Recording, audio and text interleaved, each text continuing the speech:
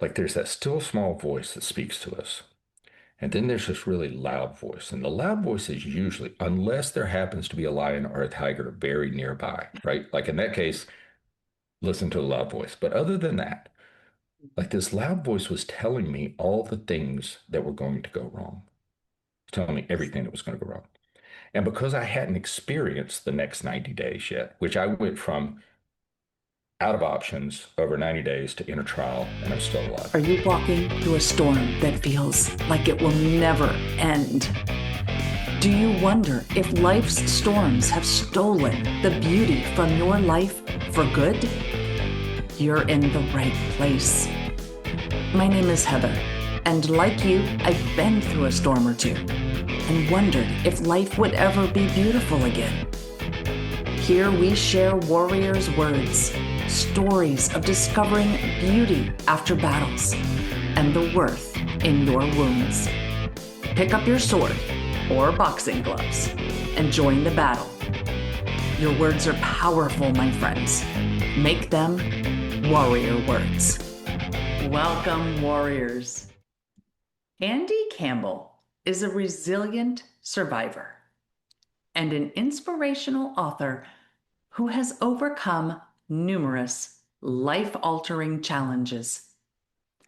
A victim of childhood sexual abuse and bullying, the loss of his mother at an early age, and the eventual estrangement of his father, his battle with stage 4 pancreatic cancer, and the loss of his youngest son to suicide. Despite enduring multiple surgeries, grueling chemotherapy treatments, and the tragic loss of his youngest child, he has demonstrated remarkable strength and perseverance and developed a deep understanding of resilience, knowing firsthand what it takes to overcome monumental challenges. Andy lives with his wife and remains actively engaged in the lives of his 3 remaining adult children as he continues to support his family while managing his own health challenges. Now, before we hear from Andy, did you know that I have created some Warrior Words t-shirts and hats and let's see, there's stickers and water bottles, all that fun stuff. And you can find that at Fourth Wall. And I'll put the link to Fourth Wall in the description because it's kind of a long link. But you can now wear your warrior wings or carry your warrior sword with you wherever you go. And if you do pick something up, post it on Instagram and tag me at my warrior words. Now, grab a tissue and join Andy and me as we talk about a variety of traumas and the impact listening and forgiveness have on survival. Let's rock. Welcome back to the podcast, everyone. We are blessed to have Andy Campbell here with us today. Welcome to Warrior Words, Andy. How are you today? Hi, Heather. I'm doing well. Thank you for the opportunity to speak with you. Well, I welcome this conversation, and as you and I spoke before hitting record, we did take a long way to kind of get here, and I am so grateful that the moment is finally here to have our conversation. Yeah, So feel the same way. It has worked out as it should have worked out. exactly, I believe the same thing. So I was looking at your bio, and I've also looked at your website in preparation for our conversation, and you've been through quite a bit. And I already read some of that in the bio, but could you give us just a brief intro to who Andy is and kind of how you got here today? Yeah, I have I have survived um, having verbally abusive childhood relationships. I have survived childhood sexual abuse, the loss of my mother, watching her die over 11 years in her struggle with cancer from the time I was 11 to 22. My father is disabled, and after my mother passed away, he was not really able to cope with that, so we ended up being estranged. I have 4 children, 3 still living, When I was 53, I was diagnosed with stage 4 pancreatic cancer. That was almost 7 years ago. The prognosis was about 6 months, but I have outlived my prognosis. Praise And God. about 2.5 years into my cancer treatment, my youngest son, Heston, took his own life. Mm. That is quite a list. That's part of the list. I've left That's off a lot of things. I've left off a lot of stuff, but those are some of the, I guess you could say, highlights. the But highlights. yeah, Yeah. Yeah. This kind of sounds a lot more like lowlights. However, I do know that, some good things have come from these lowlights, highlights. And if we could start with the cancer, the pancreatic cancer in 2018, you said you were given a prognosis of 6 months. So if we do the math, you've outlived it by a long shot because that's more than yeah, 7 years. yeah. Right. Coming up August will be 7 years. Yeah. So it's yeah. I think the challenge with life is that it is, and Yeah. my wife and I were talking about this a while back, and I said, I think when they do the marriage vows, they don't put enough emphasis. All the emphasis is on for better. They never really Mm, put a lot of emphasis on the worse, for better or worse. And I'm like, it should be for better and worse, because there's not really an mm, or. Like it's going to be an and. Like these right. things are going to happen to us all, and they happen. And when it happens to you, it's not like, oh, I mean, I like to think, because it helps me deal with things, and I believe this is true. It can always be worse. Okay, it can always Right. be worse. Right. And I look at people who I look at that have had challenges, and I'm like, man, I just don't know if I could have survived that, right? And they would look at me and say, I don't know how you survived that. And I'm like, well, I Yeah. think it just goes that the world is flawed, it is broken, and we're going to have difficulties in this life, setbacks, uh, traumatic events that we have to endure. But and each one that we endure is unique to us. So we shouldn't compare them in the sense of like, oh, well, mine's not as important as that other one that somebody else has. Right. Whatever one has had happen to them, it was uniquely kind of tuned to them. So it is as bad as anything else that has happened to someone else, I think, right? Although I think Yeah. it helps me deal with things to kind of keep things in perspective. Uh, you know, Things could always be worse. But I think it is, my father used to say, my father was a deacon in a church, and until my mother died, I think it just really broke him. They were very, very close, and she really kind of tethered him to reality, like tethered him in, and he kind of, he had a really, really, really bad childhood, and then went to Vietnam. And what I'm saying is, I don't hold these things against him, right? Right. He's passed Hmm. away now. I don't hold animosity against him. He had a terrible, terrible struggle in life. But people would come to him, obviously in the church, and people would say, kind of like Job, like, well, what have you done to deserve this? And Yeah. he would say, I've done nothing to deserve this. The rain falls on the just and the unjust. And that has helped me keep in perspective that while it is for better and worse, um, everyone is going through something.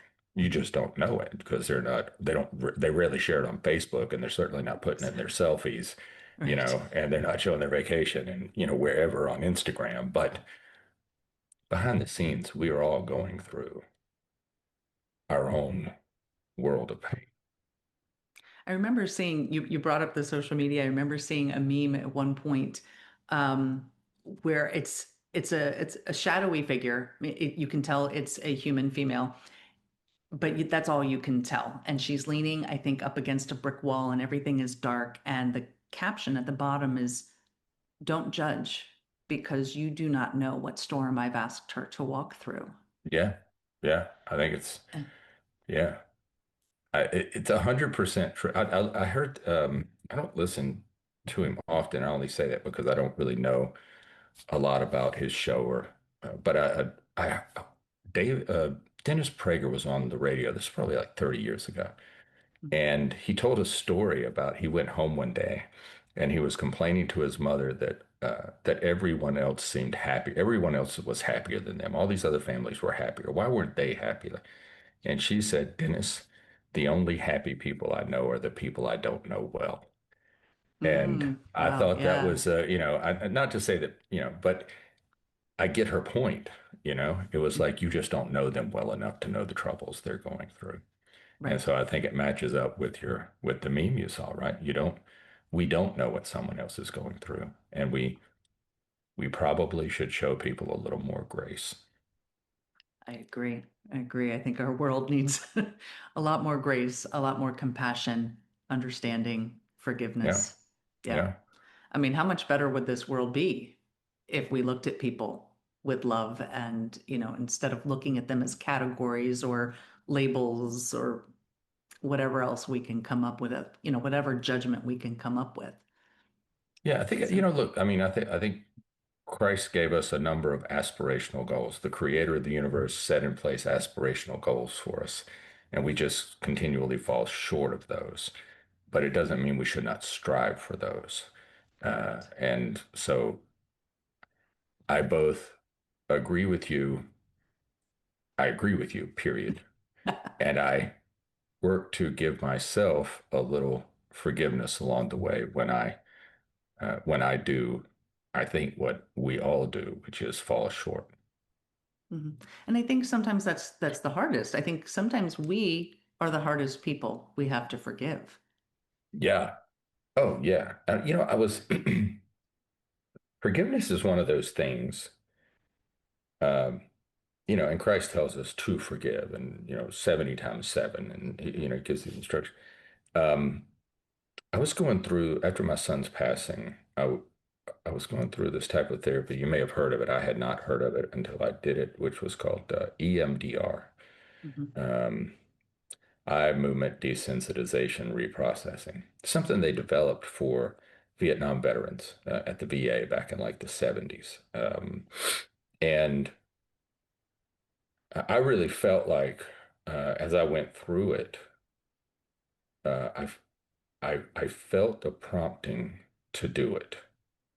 And it's one of those things where things just worked out in a way that I really believed like God had kind of moved the universe around, for me. Like it just kind of shifted things a little bit.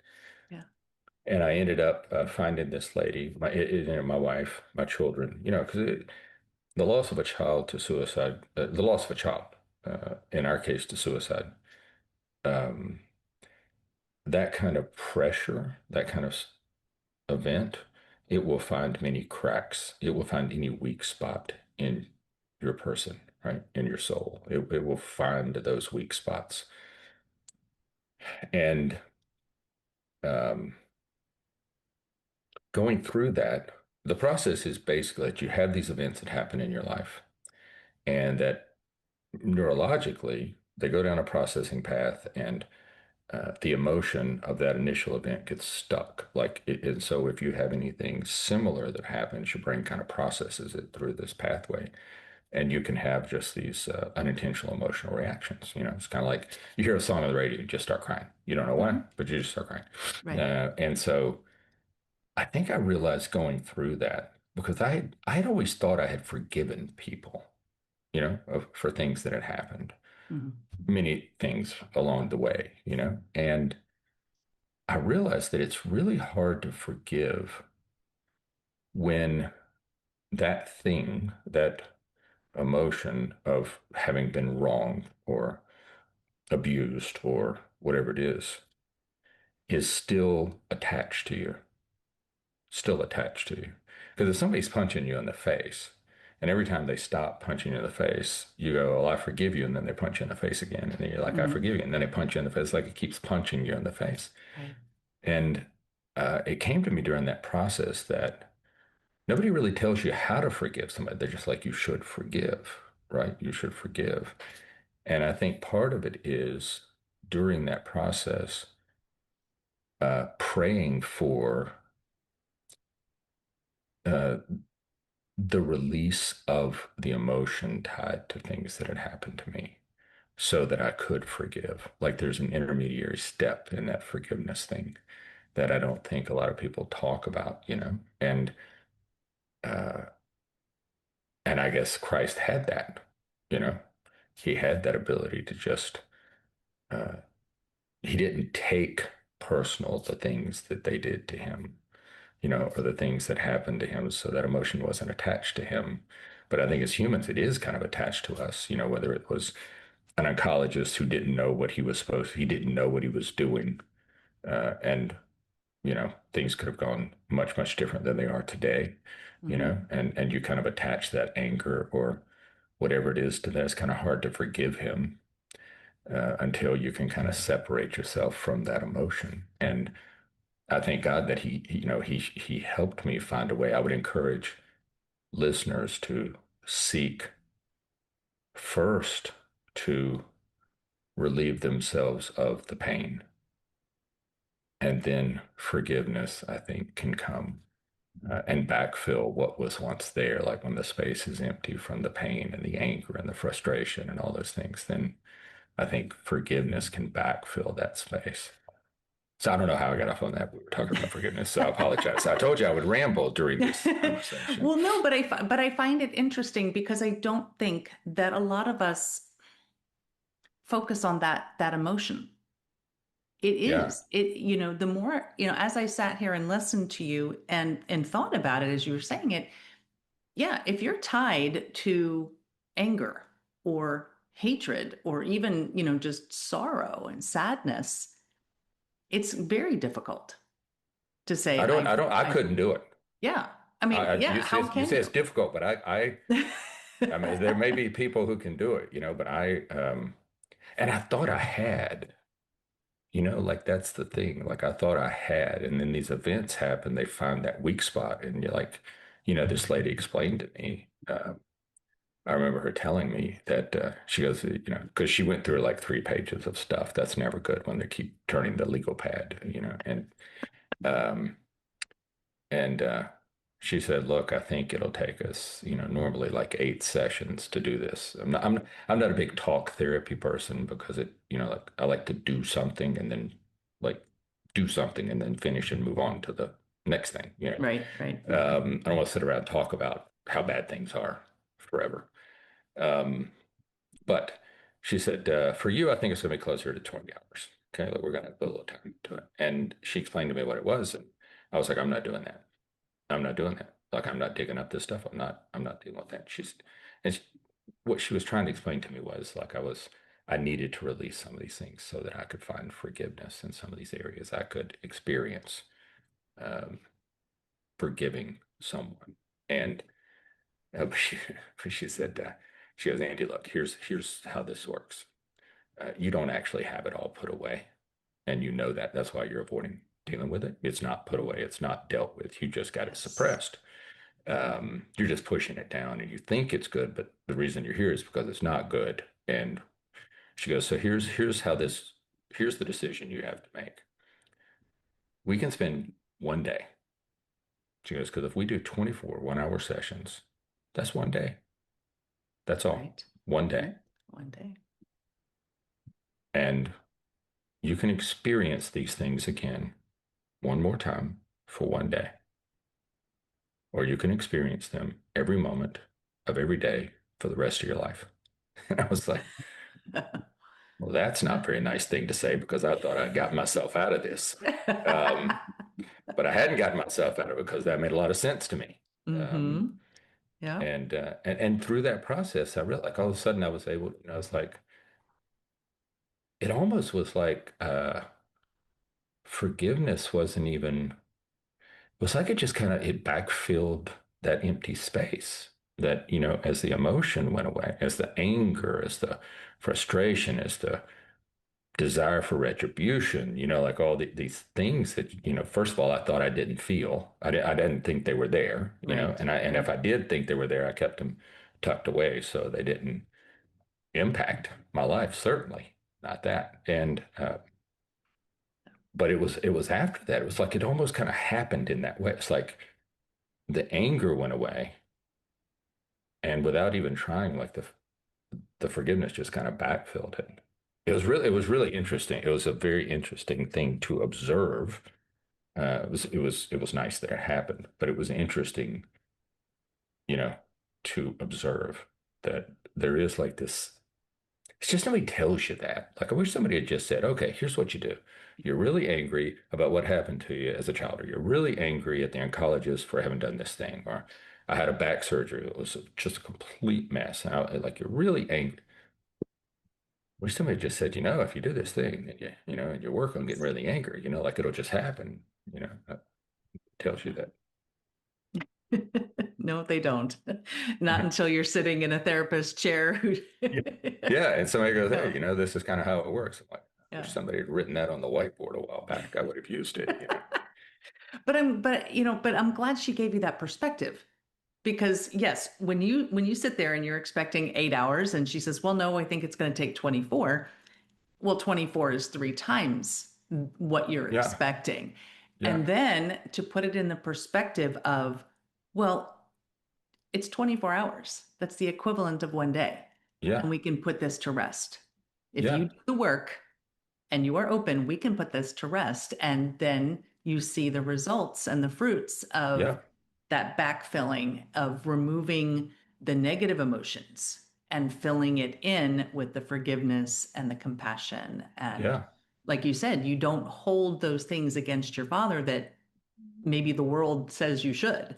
Yeah. Or Um, that I certainly did. All of a sudden you come up with a different perspective and it's like, well, the truth is he was never malicious. He just had a really, really difficult life and things were not easy for him at all. And he was just doing the best he could. Like you start having those thoughts instead of like, why did he do that? Like, like you're angry. It's like he's doing the best he could. My right. parents were doing the best they could. I want to be clear because and I think I believe you will agree with this. If you don't, let's discuss it. Yes. Um, I don't believe, and this is kind of a thin line, okay, because as a parent, I would certainly guide my children toward things. But I never had them fall off a bike and scrape their knees so I could teach them a lesson about how to apply a bandage. Okay. Those two things like, I don't believe that God is a father. I don't think that's how it works No, because that's I, not how we work, right? That's not right, how we right. work in things. And I think as above, so below, like we kind of unintentionally emulate, even if we don't, people don't see it or admit it, we kind of emulate that. So I look at like, so I don't think my personal perspective is that these things don't happen um, to make us stronger or fill in the gaps or I think what happens is the Creator is gracious enough that in this broken world, He will, in spite of your situation, He will help you with that, right? Like I think that's the perspective that I take on, like, because your problems will find every weak spot. And I think he's gracious enough to come back and kind of patch in those weak spots. Yeah, right. I don't, I went through cancer myself, and I definitely do not believe that God gave me cancer to teach me the Right, lessons right, that I learned. right. I believe I learned the lessons, you know, because of a good and gracious God, not Right. because he gave me cancer, That you is know. what I'm trying to say, right? Like Yeah. I was because and where that was coming from, I was thinking this lady, I had to have been directed to her because she said many things like that no one else had ever said to me before. Like explain things the way she did. Mhm. And I think like the way she explained things just resonated with me. And so I was kind of directed there, but I don't believe any of those things happened. So I could go hear her tell me those things. I think God was just gracious enough to say, you're pursuing, not quitting, throw you a bone on this thing and help you keep moving forward. So Yeah. yeah. Anyway, not sure how we got there, but yeah. Well, because I know that there is a lot of confusion on the topic of forgiveness. Um, it's not excusing the behavior. And it's actually not for the other person. It's more for us, like you said, to maybe break those emotional ties and to fill in some of those cracks that we have, that we personally have, and our weaknesses. I so uh, I hope your listeners enjoy people agreeing because we agree. Um, Even that never made sense to me. Like, forgiveness is for the person forgiving, not the person who's been forgiven. Like, that just didn't make any sense to me. Because surely they feel guilty about what they've done and they would like to have forgiveness. Maybe that's the case. But, what occurred to me during, kind of this time of dealing with, these emotions that are, and when I say emotions, I don't mean nice emotions. I mean Right. these things that hold on to you. Um, I so I don't excuse the behavior of the men and the people who sexually abused me as a child. I don't excuse my son taking his own life because I don't agree with that in the sense that, Right. but it finally kind of came to me why the forgiveness was for us, the person forgiving, was because the forgiveness is what backfills the negative emotion. And it's like until you release the negative emotion, it's actually part of you. Like you don't just get angry, you are angry. You didn't just get vengeful, you are vengeful. Like it becomes part. It just kind of finally came to me. It's like, God, that's why it's not about them. I'm not excusing something. I'm not accepting that behavior. Right. I'm saying that it doesn't matter what they did. I don't want to any longer have, kind of incarnate inside of me as part of my, this body in which my soul resides. I don't want that anger to be a part of me. I don't want that negative thing to be a part of me. And so, like the forgiveness, I don't know. I think he was trying to explain it to us, and we're just kind of dense, and at least I'm kind of dense, and it just never made sense until some of these things occurred, and then it was like, oh, so he he's caring about me in this sense, not about what they've done. He's saying, I care about you, so I want you to let it go. Right? Yes. Like that's powerful to me. It is. It's very Yeah. powerful. Yeah. Yeah. And I agree. I'm dense too. I think a majority of us humans. Well, it's funny. That's like like my first core belief. I don't know where, like ages ago, I wrote this one down. No one outruns the universe. And what that represented to me was never be so arrogant as to think you're smarter than the creator of the universe. Like there's nothing you're going to come across that hasn't you're only thinking about it because you're in this universe and he created it. So you can't even think of something that he hasn't. Like it's not like it's this Yeah. circular thing. It's like, so just Yeah. always remember you can't outrun the universe. So like if you have these events that have happened, don't think you can just push them down because God created the universe with certain, like to me, the universe is a set of guardrails, like, you talk about quantum physics and all this stuff, but it's kind of like, hey, stay in the middle of the road. And then you don't, you run into the guardrail and it's like, okay, we'll run into the guardrail and then come back to the center of the road. And then sometimes we don't, we just go through the guardrail and it's like, well, that's not a good thing to do. No. And it hurts, like it's Yeah. painful. And then sometimes people just come in, they crash into you and, hurt you. But we don't outrun the universe. Like we are part of the creation. We're not smarter than, we're not more than, we are uniquely made. We are, incredibly valuable to this universe. I believe every human life is an invaluable thread in the fabric of the universe. Um, but we are part of, we are not it. And Right. so, it's just like, that's kind of the thing. It's like, yeah, okay, I'm dense. I got it. I didn't get it when you said it the first 50 times, I didn't understand it, but I got it now. Yeah. Yeah, I got it Yeah. now. This time I think I got it. Until we hit the guardrail again. Yeah, until we hit the guardrail. It happens, Yeah. it just Yeah. happens. And so, Well, I um, used to say that God needs to give me either a neon sign or hit me on the head with a 2x4. And I yeah, think both have happened on occasion. yeah, I've yeah, been hit with that 2x4 and it's not comfortable. no. Um, but then there are other times when it's more like that still small voice. See, you just touched on. So I apologize. I'm not trying to go down the path of these core beliefs, but I will say, because one of the things I learned going through cancer, so I'd done 15 rounds of chemotherapy. At the 12th round, I started having really bad reactions. I've been kind of able to hold it together for 12 rounds, but I started having like this, I guess they call it a vascular reaction. So like my heartbeat was fine and my temperature was fine, but I would just turn red. It felt like my veins were on fire, right? Like I would Okay. start sweating and, you know, it was not pleasant.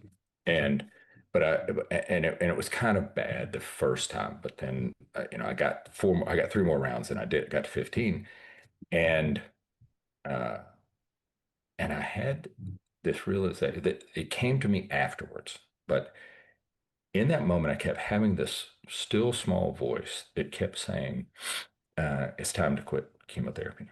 Like, because I found out later you were only supposed to do 8 of these before they moved you on to a different drug. My oncologist didn't know that. But I did 15. And and I knew it's funny that you like baseball, so this will make sense. I say this to some people and they're like, I don't get it. But I felt like after the 15th round, I felt like my organs I feel like on the inside, I was like a baseball where the strings come apart and the leather starts to pull off, like it starts to Mm, separate from the core. And right. I thought, man, I'm just going to bleed out one day. Like I'm literally just going to be walking up the steps to walk in the front door. I'm just going to I could just kind of visualize like it was just coming apart at the seams. Mhm. And this little voice kept saying, it's time to stop. Now, on the other hand, there was this really loud voice, and it was saying, are you crazy? Like, the tumors are shrinking. It might be killing you faster than it's killing the cancer, but it's shrinking. And if you stop now, then you're going to have, maybe a year. Maybe you've stretched it out from this point. You're going to get a year, but those last few months are going to be a really painful way to go. And you saw your mother go through this, and man, you're gonna this is not going to be pretty. And then that's what you're going to leave your children seeing. And you're going to leave your children, but they're going to see you die of this horrible death. And then your wife's going to have to go through this. And you need to keep going. Okay. And but this little voice kept saying, it's time to stop. It's time to stop. And when you stop chemo and there are no other treatments at that time, I didn't know. I mean, I'd been to MD Anderson, I'd been, around, and there were no other treatments, 7 years ago for stage 4 pancreatic cancer. They threw this 3-day chemotherapy at it. You went in one day, you did 2 of the 3 chemo drugs. They put all the stuff around it so that it doesn't kill you then.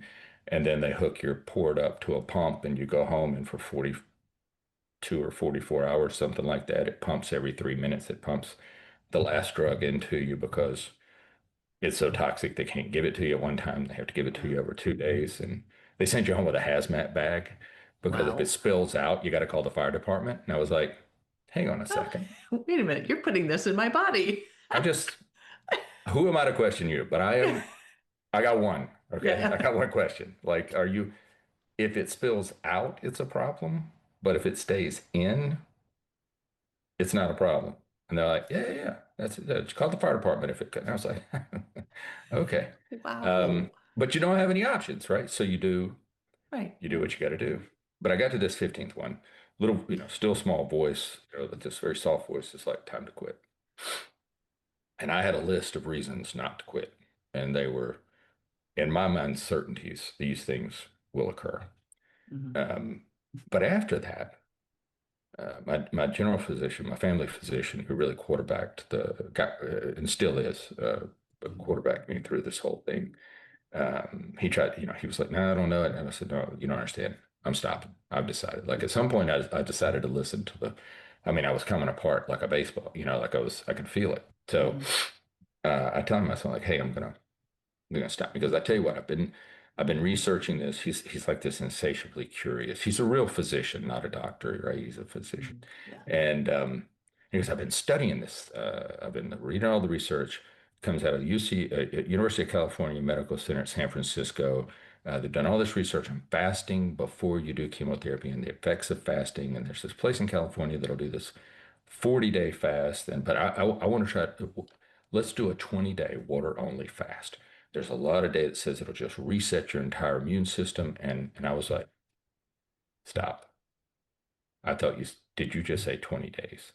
And he's like, yeah, yeah. And I was like, look, I don't know if you ever read the New Testament, but even when they go out in the desert, they have milk and locusts. Okay. Like not just water and black coffee. All right. So, like, what exactly are we? And so I was like, I'm not doing it. He's like, no, no, no, just listen to me. Just think about it. So he actually talked me into doing it. Well, he didn't talk me into doing it. I mean, I was kind of out of options, and he was like, "Hey, we can do this. Let's just try." So every other day, I would go into the doctor's office. I would go in. They do blood work. They do all these tests, because they got to track you. It'd been 15 rounds Mhm. of chemo, and now a 10. Yeah. I made it to 10 days. 10 days, water only, black coffee, no calories at all for 10 days. I came out of that with a couple really strange, uh, uh, palate changes. I went from not liking really particularly carrying milk chocolate and hating dark chocolate to only eating dark chocolate, like 70% or better. It had to be that. I've got like stacks of bars over here. You can't see them. And I eat like a bar a day now. And I had to have one watermelon a day. It was the damnedest thing I'd ever seen. Like, who eats one watermelon a day? Well, I do. And and so then he talked me into, so I got out of that, came back from the fast, and then he's like, "Hey, we should try one more round of chemo, and we'll fast for 5 days this time, and then do the chemo because that's the research at the University of California is that you might not have the same side effects." So I did a 5-day water only fast, and then did chemotherapy. Still had the same or worse side effects. I was kind of too far gone at that point. Like Mhm. it becomes so toxic. Yeah. And after that, I was like, I'm done. In that time frame, my oldest daughter, who is now a physician herself, but at that time, she because I have a genetic mutation that my mother and all three of her sisters had. My grandmother on her side, my three aunts, and my mother all died from breast cancer. I have the same genetic mutation, a BRCA1 mutation, BRCA1. And so my oldest daughter got tested. She has it, and so she was looking into this genetic counseling stuff, and she ended up finding uh, a trial at the University of Pennsylvania. Uh, and it was for people with a BRCA mutation who had pancreatic cancer with a BRCA mutation who'd been on chemotherapy and had a good response from the chemotherapy. The tumors had shrank and hadn't tried any other trials. And so, like, I was like, that's me. But I was too exhausted by that point. So I was like, I don't even care. But my wife got me into it. So my daughter found it. My wife gets me into it. The first person she talked to said, no, he's not a good candidate. We've already closed the trial. We're not doing it. She talked to somebody else. She wouldn't give up.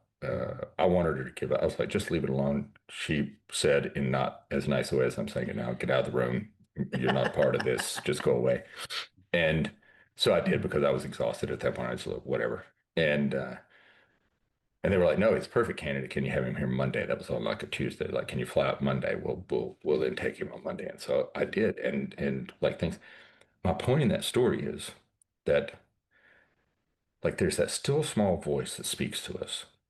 And then there's this really loud voice. And the loud voice is usually, unless there happens to be a lion or a tiger very nearby, right? Like in that case, listen to the loud voice. But other than that, like this loud voice was telling me all the things that were going to go wrong, telling me everything that was going to go wrong.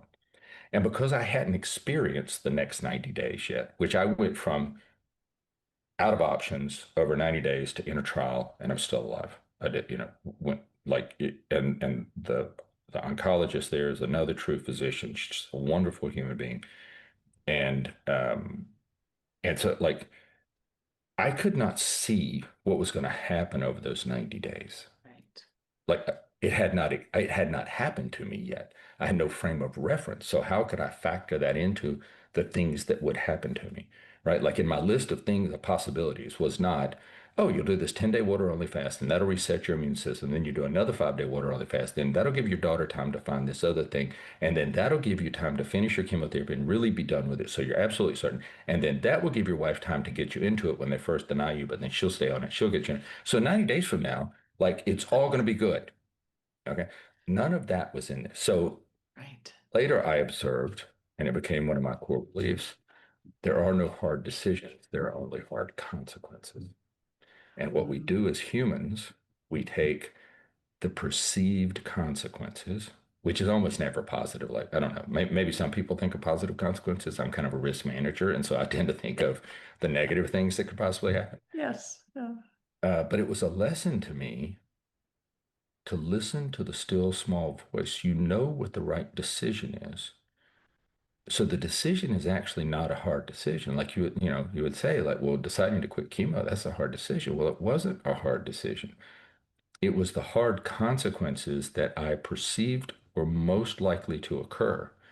I took the consequences, the weight of the consequence, I picked them up and I put them on top of the decision and then said the decision is hard. But I Yes. felt like it was kind of revealed to me, like in that process, it was like, Andy, it wasn't, you know, adopt this belief. It was not a hard decision. If you listen, if you get quiet and listen to me, I will tell you what you should do. And you will have to counter that very loud voice. Right. And so you'll have to get accustomed to not listening to that, unless, of course, you happen to be in the African plains and there's a lion, then, There's- like, listen to that. But yes. generally speaking. So when you brought up the still small voice, I know that's a long way of telling the story, but it just kind of like it's just super important, I think, through whatever we're going through, the loss, in our case, of a child, the cancer, or any other thing that someone's going through, the loss of a job. Right. Um, Yes. but I thought that's kind of how maybe that's kind of like a metaphor for how God tries to talk to us, right? How the Holy Spirit tries to talk to us, because what he's saying is like, if you'll get, I'm not raising my voice. I'm not raising my voice, you know? And, but that thing that is raising its voice, that's probably chaotic. You probably shouldn't listen to that one, you know? There really aren't any hard decisions. There are just consequences that probably aren't even probable, the most probable outcomes. You don't know what the most probable outcome is. You just think you do. And even if it is what you think, have the courage to face that consequence, because if the still small voice is telling you what to do, that's the better option. And that was that right there. That was beautifully said. Have the courage. Have the courage to Yeah. face. Yes, that was a perfect end to that story. And you apologized a few minutes ago about bringing up your core beliefs, but I believe that you have several of them that kind of came out of this journey of various experiences in your life. And I believe you wrote a book with these core values or around Yeah. these core values. Can you tell us a little bit about that? Yeah. My physician and a couple of people said, hey, you survived cancer, you should write a book, and you've had these other things happen, you should write a book. And I didn't really want, I'm not a writer, so I didn't want to write a book. I talked to my physician and I had this benefit where I could take a leave of absence. So I took a leave of absence. And after about, you go through like a period of time where you're like, I don't even know why I did this. There's nothing wrong with me. And then, after all the things I see, I'd worked all the way through the cancer. I'd worked through my son's suicide. And then I got to a point where I was just exhausted, like it all caught up with me because no one outruns the universe. And it caught up Yes. with me. And so I slept for like 3 weeks. And then at some point I woke up and I got bored. Like I couldn't really go back to work yet, but I didn't have anything to do. During that time, I thought, well, I got nothing else to do. Maybe I just write down a few things, but I didn't want to write a book about cancer. I didn't want to write a book about, you know, sexual abuse. I didn't want to write a book about suicide.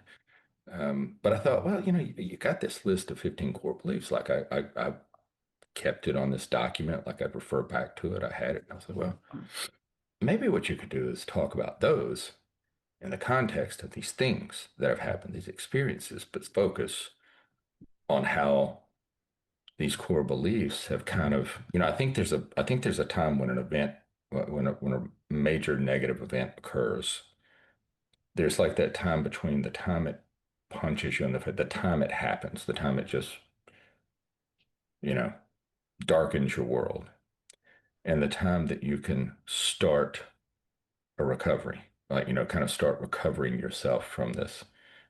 I kind of softly call it a setback, overcoming life's toughest setbacks, but it's more than kind of setbacks, a nice way of saying it. Right. And but I thought, that maybe I could take those kind of core beliefs and write about how each one had kind of played a role in, getting through these different things and how Mhm. they had helped. And so that's kind of, one thing led to another, and over, I don't know, 2 or 3 months, it kind of came out. I got it done, put up on Amazon, and then I was like, I don't know what to do with it now. It was kind of cathartic. I got it out. Hmm. Um, and then eventually somebody said, why don't you do a podcast? And I was like, I'm not a writer. I don't do podcasts, like that.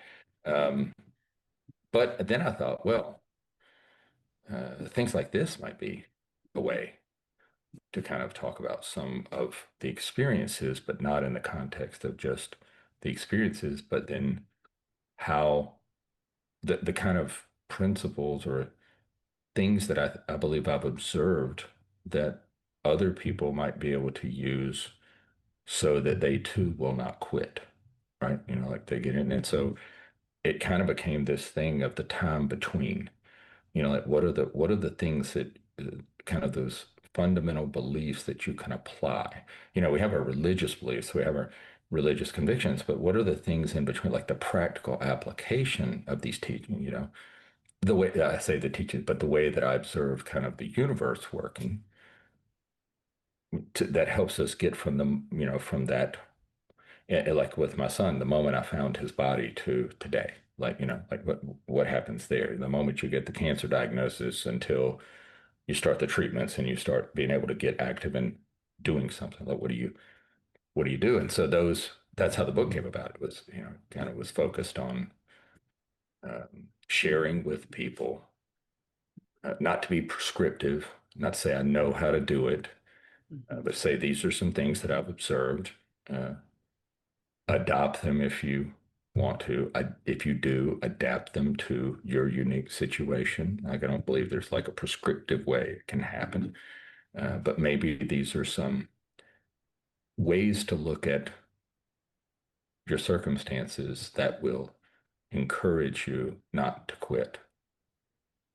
So you can take those lessons that you learned and the core beliefs that you have seen in your own life, and then you can perhaps be that still small voice for someone else who may pick up your book and read it and apply it to their specific situation, which, as you said, it may be different than yours. They may be going through something completely different than what you experienced, but the lessons can apply. Wow, like I'm just sitting here because I never thought of that before. But if by chance these words, uh, the Holy Spirit could use those words to be a still small voice when someone reads it, that would be a beautiful thing. Yeah. Yeah, I Yeah. appreciate you saying that. Yeah, I haven't had that thought before. Um, we were talking about before about how, when I decided to do this, I felt like, well, I'm not a writer, I'm not really a speaker, and then I thought back to Moses, and he's like, well, I kind of killed a guy and I got a stutter, and God's like, don't worry, I got it, just go do, I'll work it out. Yep. Um, Maybe that's what it is. Who knows? Maybe that's what it is. I like the way you phrase that. I'm going to hang on to that. I'm going to hang Oh, on to that. oh, well, thank you. Yeah. I like to think that the Holy Spirit told me to say it. So, Yeah. Well, I mean, you know, it's actually very uplifting to think that that there would be that kind of use for it, right? That kind of use for it. Yeah. well, you also reminded me then that, God doesn't call the equipped, he equips the called. And Yeah. so just like God called Moses, you know, your book can be that for somebody. I hope it is. That would be a wonderful, I always say if just one person, if it helped one person not quit today, if it helped one person keep moving forward, then that would be worth kind of telling the stories, kind of reliving some of these things, right? Right. To encourage someone else not to quit. Yeah. Well, I'm certainly gonna put the Amazon link in the show notes, but where can somebody contact you to learn more about you and to learn more about the core beliefs and the book and Yeah. The website is askandycampbell.com. And it's the reason it's named Ask Andy Campbell is not because I'm that arrogant. It's because when I didn't die immediately from pancreatic cancer, um, people would ask my doctor or some, people in a family, they're like, well, what did he do? And people would say, well, ask Andy what he did. I don't know, ask Andy. So I ask goes Andy. like, I just make it askandycampbell.com. That seemed like it was easy for me to remember. Yeah. So yeah, you can go there, askandycampbell.com, and you can uh, peruse the pages. And there's a form there to contact me, or you can sign up for. I send stuff out from time to time, email, just to hopefully kind of encourage people or either share some research that I've seen. Mhm. But just it's really focused on just working to uh, share something that might speak to someone and help them in that moment. I've had a lot of those moments where you just need. I remember my doctor telling me, like right after I was diagnosed, my physician said I'd kind of like completely fallen apart, and he said, Andy, do not schedule your final vacation or do not quit your job. And I was like, why? You just told me I have pancreatic cancer. And he said, there's some new research out, and I think you have this genetic mutation, and I think we have a shot, at least a shot at not dying immediately. I think we have a shot. I can't tell you how long, but I think we have a shot. So sometimes you just need somebody to say, I think you got a shot at this. I think you got a shot at this. Don't give up today. Don't give up.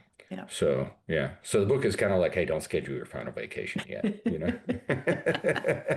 I should have made that like the thing is like overcoming life's toughest setbacks. Don't schedule your final vacation just yet. Yes. Oh, well, I appreciate that. And yeah, I'm definitely going to get those in the show notes and direct people to come ask Andy. Yeah, there you go. So the last question I like to ask everybody, and I think you may have already given us some, but if you have any last warrior words to that person who does feel like giving up, or the person who does feel defeated, or maybe the person who can't hear the still Yeah. small voice because the other voice is just too loud. What would you Yeah. say? What would you say to that person? I would say,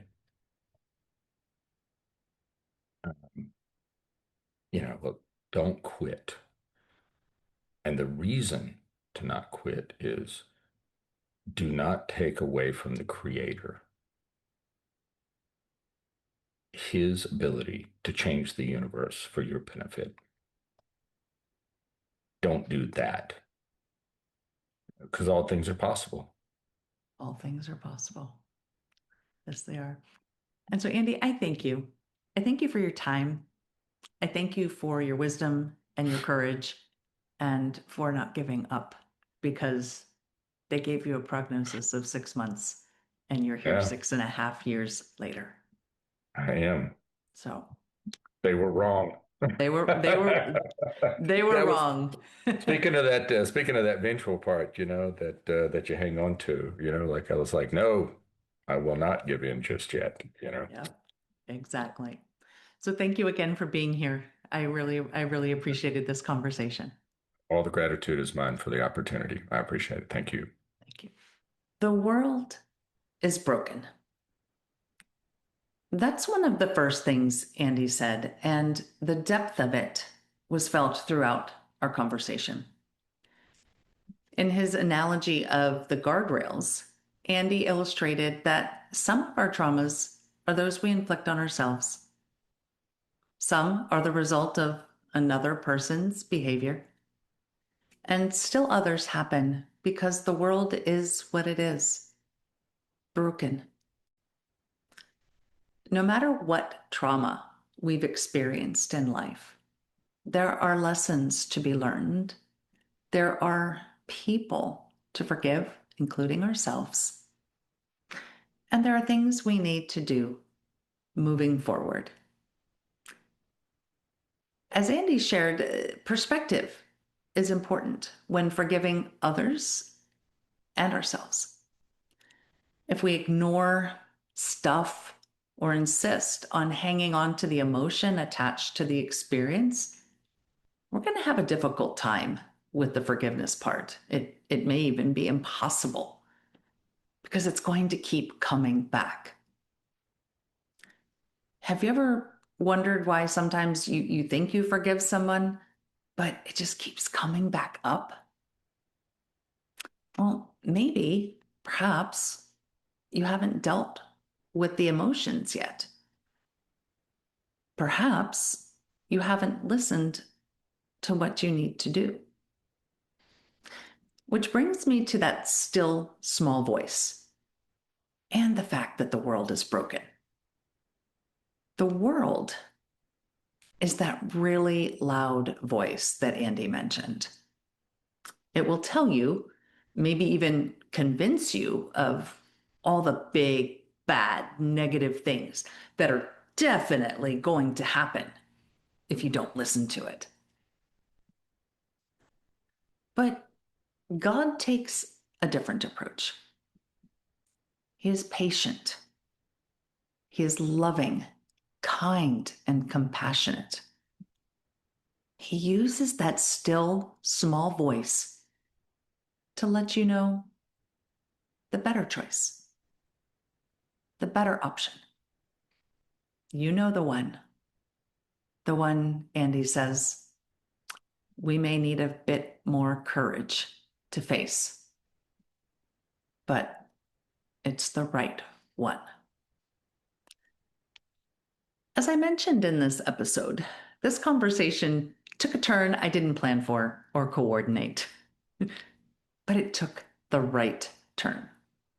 It was two people who were having a conversation guided by that still small voice of the Holy Spirit. And I truly believe that what we discussed today was exactly what someone needs to hear. And I pray that maybe you can recognize that sometimes that still small voice comes in multiple ways. Like maybe a book, maybe Andy's book, maybe someone else's book.